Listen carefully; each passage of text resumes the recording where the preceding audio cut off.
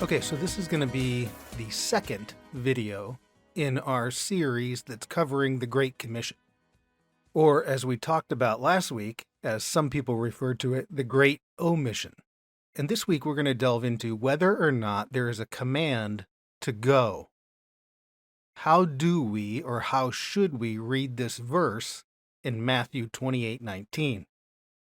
This is part of our Bible 101 series. And we're exploring Matthew 28:19 and 20, and this is what we refer to as the Great Commission.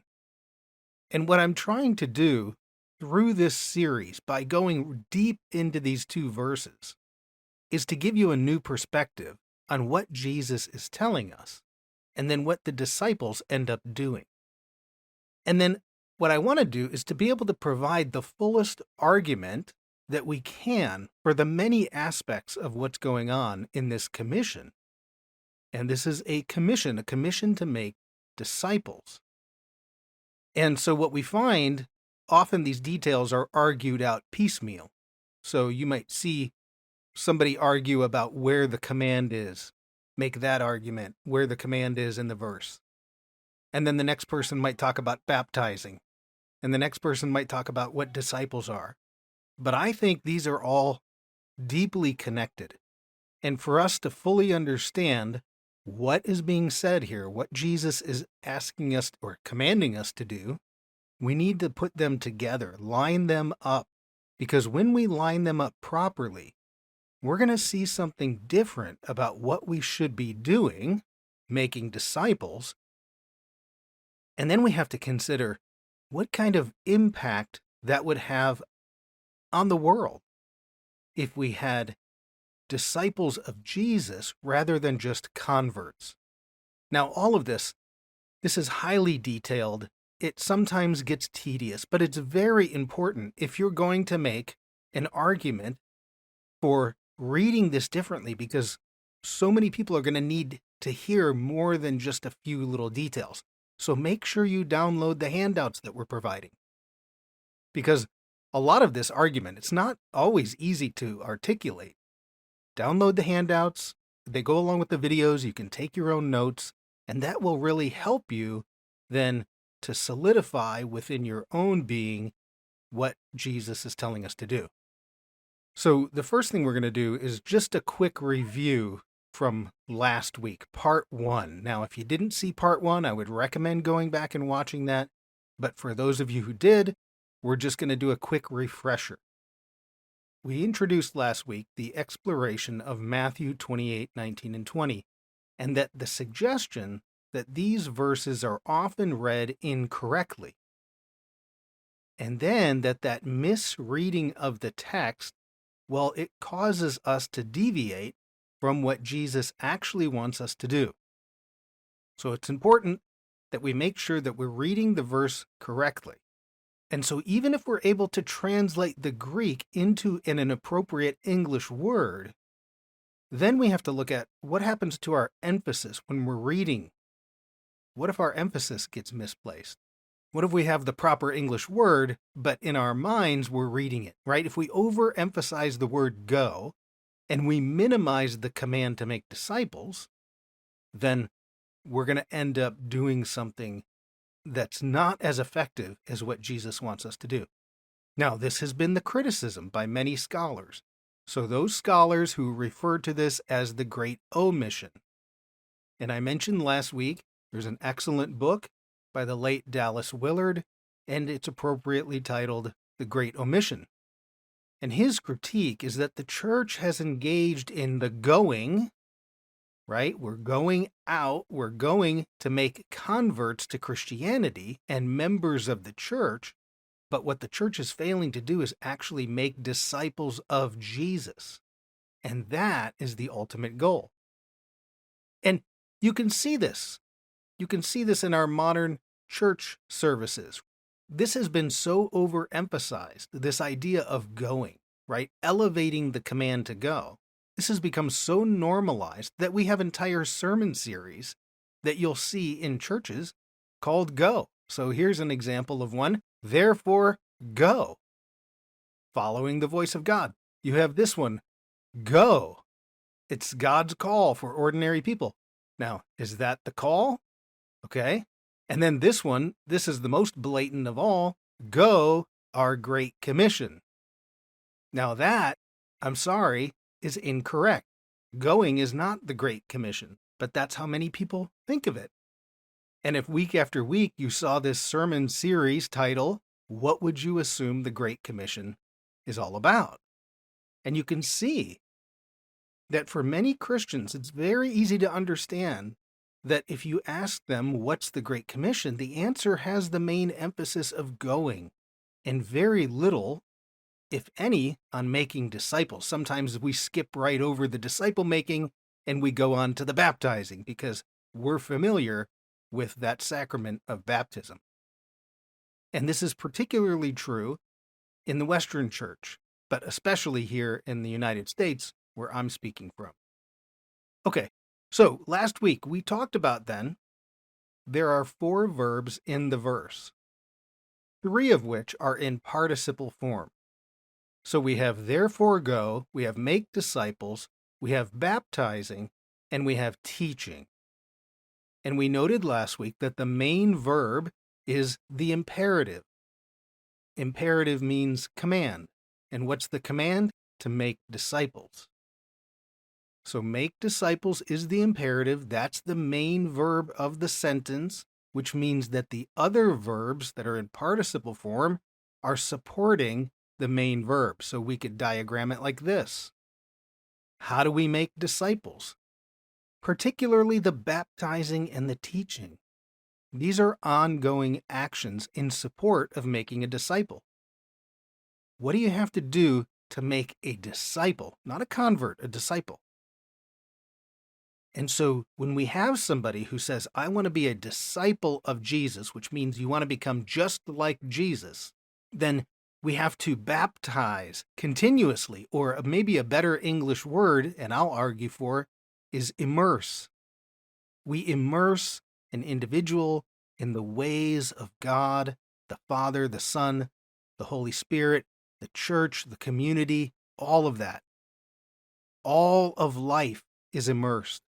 And of course, this involves teaching. So these are 2 ongoing things that are playing out in the process of making a disciple. And so we immerse, and so we teach, and by doing that, we're in the process of creating somebody who's just like Jesus. It's a transformational process.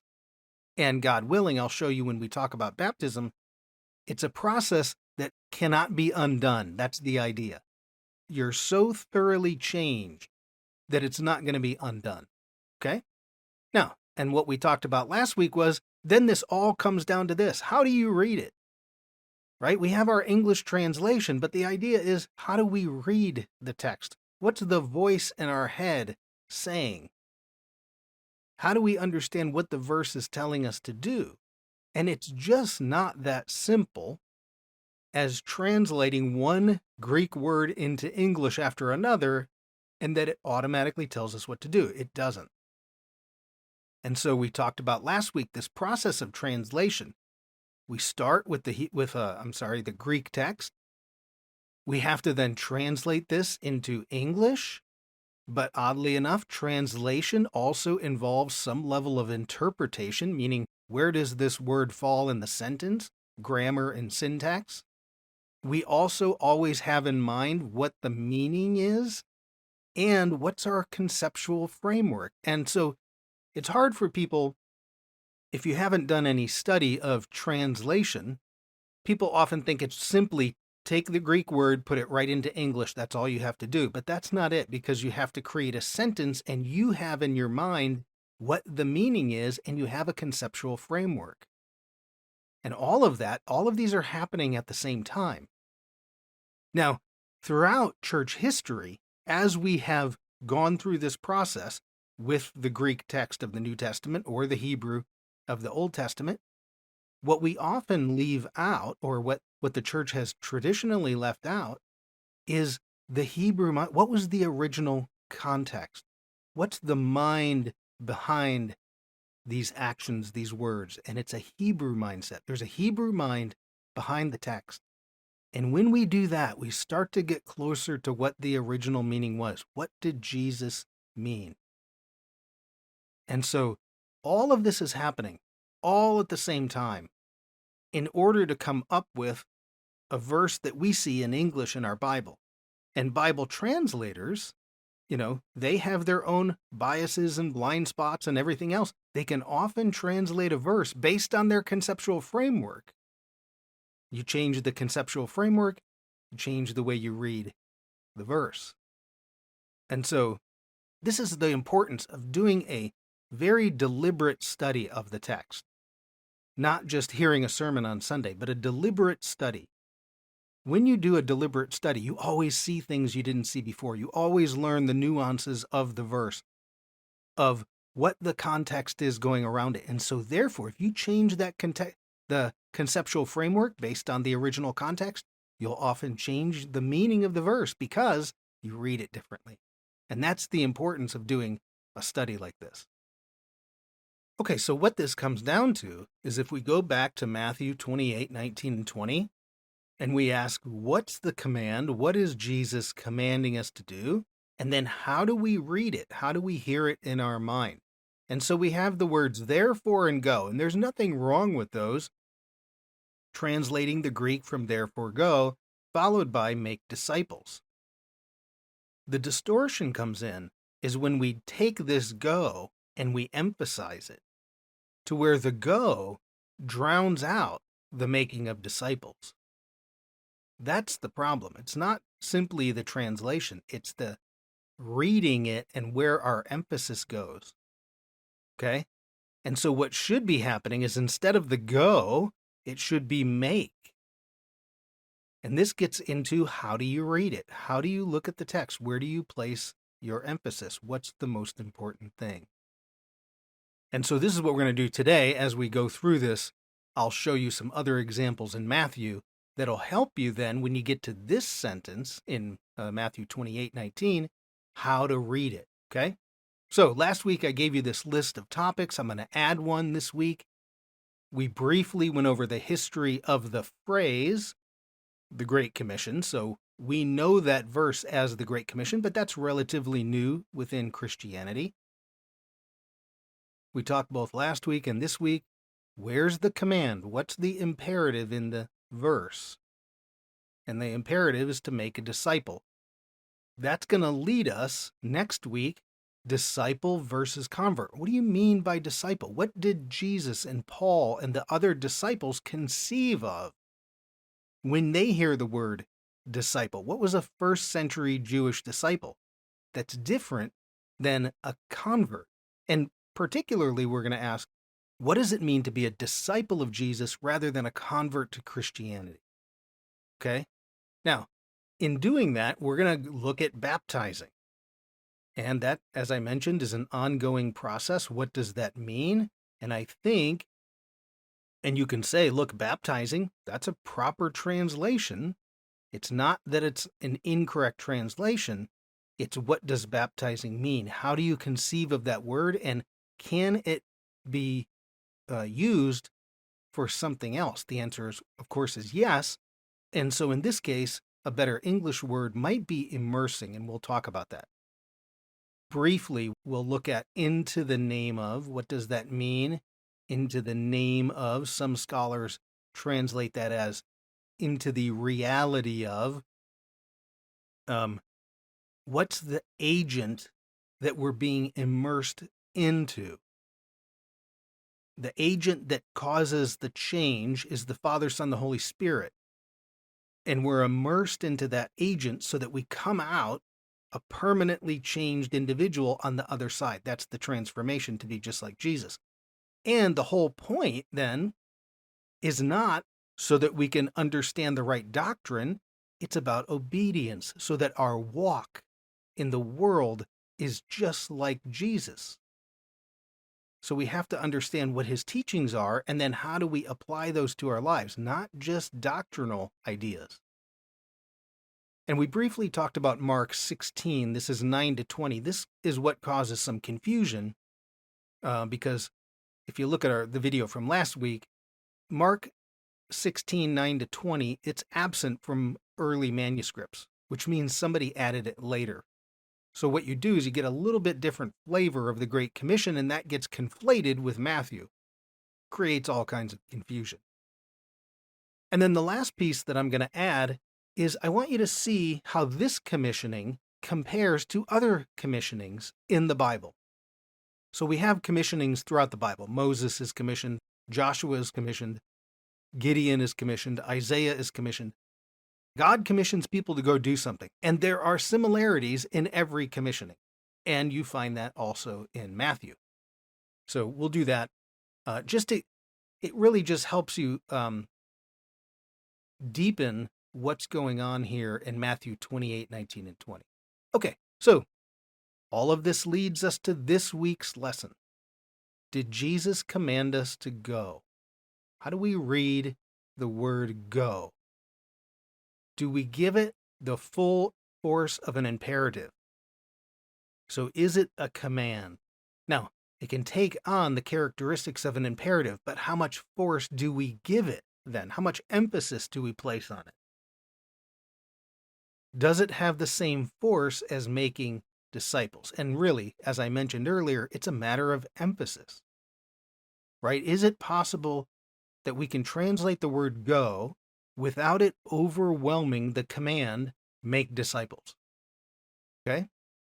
Now, the way that we're going to do this, because we want to understand the go in Matthew 28:19, we're going to look at other examples of this structure, grammatical structure that Matthew uses in his gospel. And I want to keep it in Matthew because we want to see how the author of Matthew is putting this together. Because we find examples within Matthew, and then that'll help us. Where do we place our emphasis when we get to Matthew 28:19? Okay, so for instance, here's our Greek word. We would say go, it can mean journey. It's poreuthentes is the verb. Well, that's the participle. So it's a verb, aorist, or passive participle. So there's where we get our very first participle in the verse that we would say is go. Now, what happens in Matthew is he's going to use that participle for go. He's going to follow it then by a verb, and that verb is going to be an imperative. Just like go therefore and make disciples. So it's the same type of grammatical structure. And then when we look at these other verses with the same grammatical structure, I want you to think in your head, how much emphasis do I give the word go? Is it a separate command? Because some people say the go in Matthew 28:19 is a command itself. And that's not. It's how you hear it in your head. So, okay. Now, one of the things I wanted to do is to show you how you can go look this up yourself. It can be very enlightening, if you haven't done this before, to go search out the original languages. Okay, there are many Bible websites that you can go to. I'm just going to show you one. I end up using this regularly, just probably because I'm used to it. I also have, just so you know, I also use another software called Logos, and that one is significantly more powerful, but you also have to pay for everything, and this one is free. You can just go on the internet. So this one is called Bible Hub. So BibleHub.com. Very simple. And it's a hub of a whole bunch of translations of the Bible. So what you're going to do is you go to Bible Hub, and up here where it says enter reference or keyword, we're going to put in Matthew 28:19. That's our verse. And so here what you'll do is it will take you then to Matthew 28:19.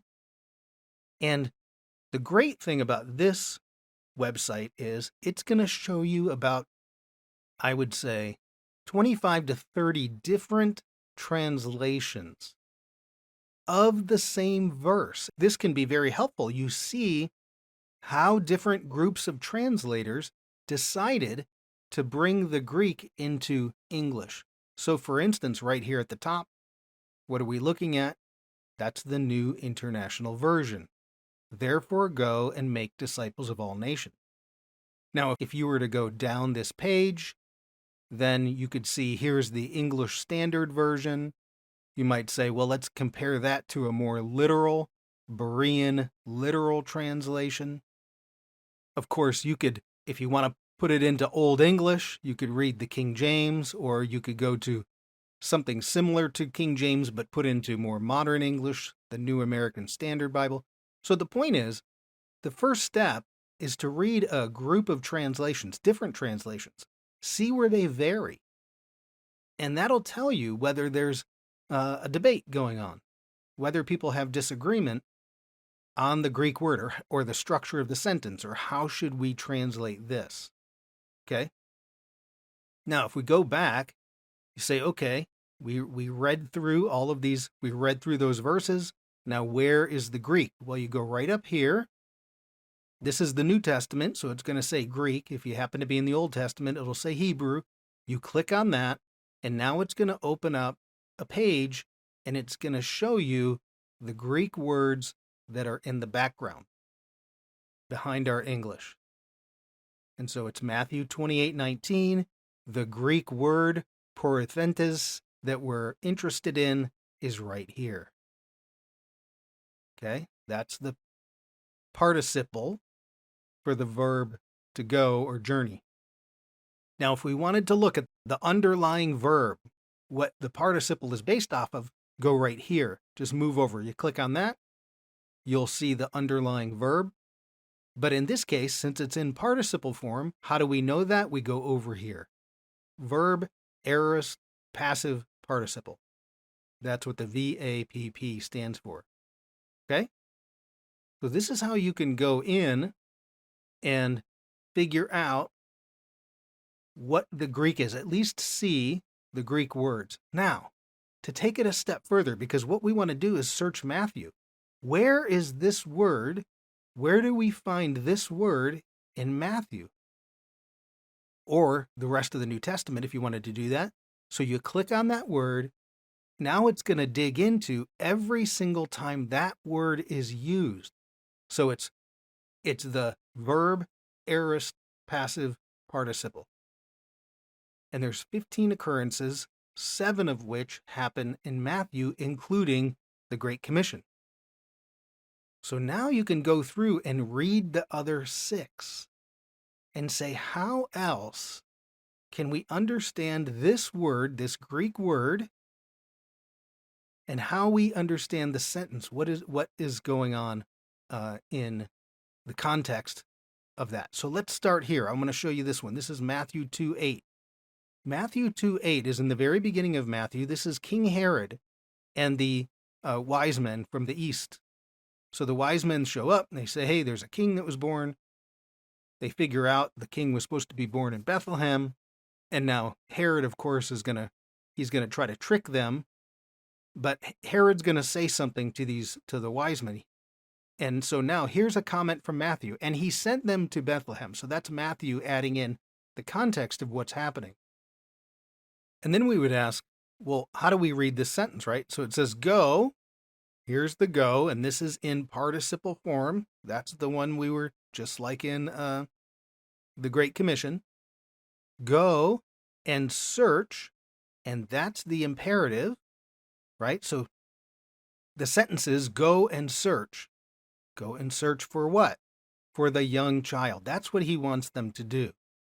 Now, the question, when we read this sentence, go and search diligently for the young child.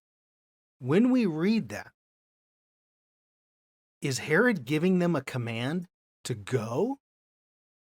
Is there an emphasis on go? What does Herod want them to do? What's the main verb? To search. So the go in the sentence is obviously attached to the searching, right? If they're, who knows which palace they're in, but let's say they're in Jerusalem, the Herod's palace in Jerusalem. Then they need to leave the palace in order to search Bethlehem.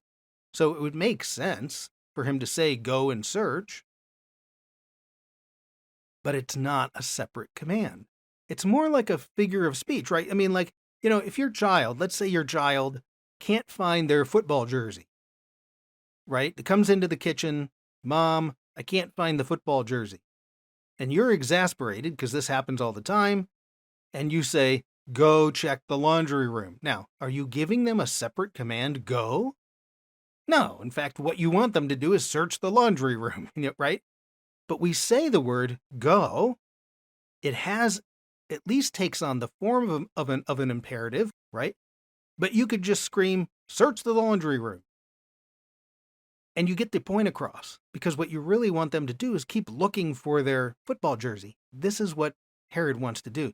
You would never read this and think that Herod is giving them a separate command to go. The going assists in the main verb to search. That's the imperative, okay? So you can see how the go takes on imperative-like nature, but it's not the main point, okay? Let me show you another one, because it's going to happen again. This is Matthew 11, verse 4. What's happening here, John the Baptist is in jail. He sends some of his disciples over to Jesus. He kind of asks him a strange question. Are you the coming one? Which means, are you the Messiah? And if you're the Messiah, then why am I still sitting in prison? He says, are you the coming one?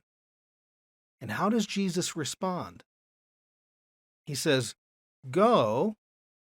Okay. Jesus answers them, go and tell John the things which you hear and see. Now we have the same structure. You have go, and it's in the form of a participle. In fact, the same one that's in Matthew 28:19. And then you have the imperative. Now, tell is what the New Heart English Bible translated. Some Bibles say, go report. And that's the imperative, right? And what does Jesus want them to do? Is he giving them a separate command to go? Or is he giving the command to report to John? And obviously, it's to report. The going is part of it. In fact, the NIV translates it this way. Jesus replied, go back. So they add the word back, but that sets the context. Go back to John. You just came from John, go back to John. So that participle here, the NIV decided, could be go back, and that helps the reader understand what Jesus is telling John's disciples to do. Not in the Greek, but it helps us, okay? Now, there were 6 other ones, so there's 3 here. We have this poreuthentes, the Greek word, in the participle form, and 3 times, Matthew 21:6, Matthew 22:5, and Matthew 27:66, they get translated as went. And that's obviously, in this case, you can see how the past tense is coming out of that. That's why sometimes a Bible translation will put even the Great Commission, having gone, make disciples, because it's past tense. Okay, so one more thing we can do before we wrap this up. So one thing we could say is, hey, Matthew, have you ever used that Greek word for go? Is it in imperative form, a form of command? And the answer is yes. And this is a very interesting one. So Matthew 10:6 and 7. Jesus is sending his disciples out. And what does he tell them? Go. Well, that's an imperative. Go. Where are we going? To the lost sheep of the house of Israel. Go with your message first to the lost sheep of the house of Israel. And there, the go is imperative. He's giving them a command. Now, look at verse 7, because now we go back to our having a participle for go, followed by an imperative. And as you go, so now it's verb, present, middle or passive participle, just like what we were looking at earlier. And as you're going, here comes the imperative, proclaim the kingdom of heaven is near. That's what Jesus wants you to do, is make the proclamation. Okay, so it is found in the imperative form in Matthew. Important to know when you're making the argument to try to clarify the Great Commission. Okay, quick summary. We talked about this idea. Matthew 28:19, we have therefore go, and then we have make disciples. And what happens or what has happened over time, particularly in the last couple hundred years, is this go gets overemphasized until we have entire sermon series titled Go, until people talk about the Great Commission from the pulpit as a command to go, when really it's this: the emphasis has to be on make disciples. And it's no wonder Dallas Willard has to write a whole book on how we've missed the disciple-making part because we've been focused on the go. Where do you place your emphasis? Okay, let me leave you with two quotes, and these are on the handout. And these are good summaries of the argument, okay? This is from a book. It's called Discipling the Nations by Richard de Ryder, okay? And this is what he says. He says, it should be noted that the command of Jesus in Matthew 28:19 finds its center in make disciples of all nations. That's the center of the commission. He goes on. 3 participle clauses modify the main verb. The first one, having gone, or as he says, in the sense of when you go. So there's a past tense to it. What are you going to do? Baptizing and teaching. And then he writes, they elaborate the command to make disciples. The disciples of Jesus are to help other nations, and I would argue people, to become what they are. They are disciples of Jesus, and they're going to go out and make other disciples. So we go back to this diagram. The participles support the making of a disciple, and that's the main verb. Now he goes on to write this, and I think this is key. He says, there has been and still is current a popular misrepresentation of this command of Christ. The emphasis is placed on the going. This is what we've been talking about. Whereas actually the emphasis is on the task of making disciples, for that is the primary verb, making disciples. Then he says this, even if one takes go in Greek in the sense of an imperative, how much of the imperative force do you give it? This does not change the main verb for the central commission. Now, I like what he says here. He says, look, what's tragic about having the wrong emphasis attributed to this command is that it isolates the command from the rest of the witness of the Bible. So that simply the going into the world becomes the fulfillment of Christ's demand. Now, the rest of the Bible wants us to follow and become Christ-like. And then he says, look, obviously, not everyone can go into all the world, but each can start from where he is.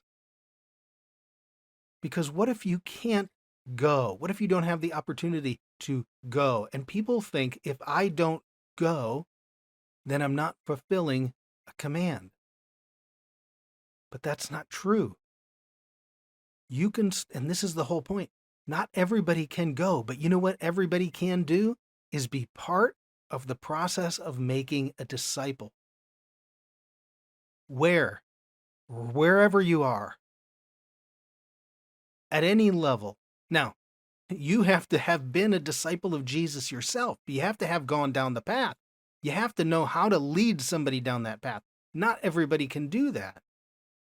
But the point is, we can create disciples right here. And those disciples, in creating the disciple, has an impact on the world for the kingdom of God. Okay? Now this all goes back to emphasis, right? How do you read it? Once you have that English translation, how do you read it? How's it talked about? Can we go back and emphasize the disciple making and talk about actually what it means to make a disciple?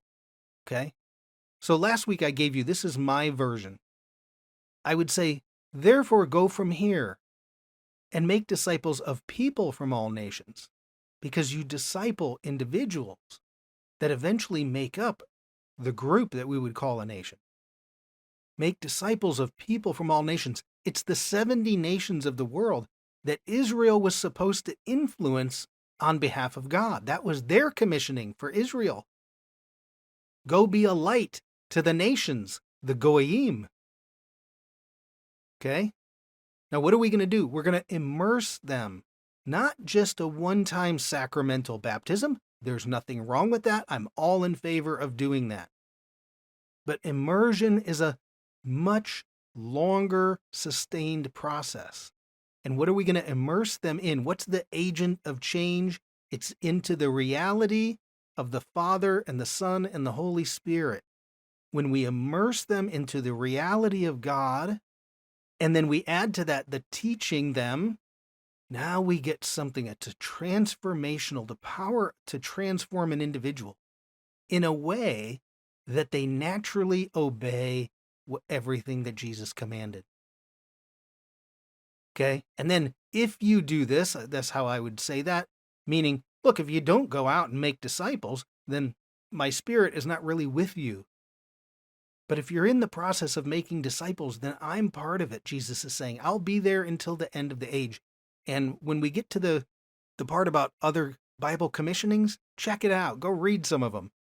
Every time God gives somebody a mission, he reminds them, I'm going to be with you the whole time. Don't worry. And every human being is a little unsure about this commissioning. Moses wasn't really sure. Isaiah wasn't really sure. Gideon was testing God. Is this really what you want me to do? It's not like human beings have a clear picture all the time of what the future is. So God says, I'm going to be with you the whole time. Okay, now, here's our list. So we already did, this was last week, we did that, a little bit of the history of the Great Commission, at least the phrase, what we call that. We talked ad nauseum about the command. Where's the imperative? What do we do with that word go? How much force of the imperative do we give that word go? Now, next week, then we're going to get into disciple making. We're going to talk about the difference between a disciple and a convert. And then we're going to talk about what was first century Judaism, the disciple making process, and why it was so important that when those disciples of Jesus finally became just like him, the world changed because they transformed themselves, right? Even poor Peter, he's waffling all over the place. He wants to be a rock, but he isn't. He's wobbly. But he transforms himself into what Jesus told him he could be, the rock. And it's very interesting to see. He names him rock, and then that's the last thing that Peter is until finally he catches the vision and he transforms into fully a disciple of Jesus, which is to become just like Jesus. Okay, so that's what we'll do next week. What do you mean by disciple? What's the difference between disciple and convert? And as we start lining all of these things up, I think you'll see there's tremendous power in what we're commanded to do. There's potential, but the potential is inert. We have to bring it to life by actually doing it, by making disciples, by one, being a disciple of Jesus, and two, making a disciple.